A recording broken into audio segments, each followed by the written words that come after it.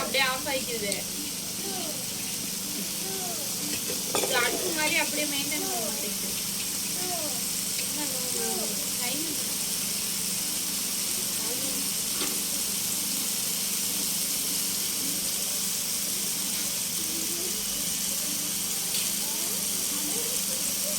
பேசக்கூடாது சொல்றியா? இல்லை, நாங்கள் அங்கே என்ன அப்படின்னா சுற்றி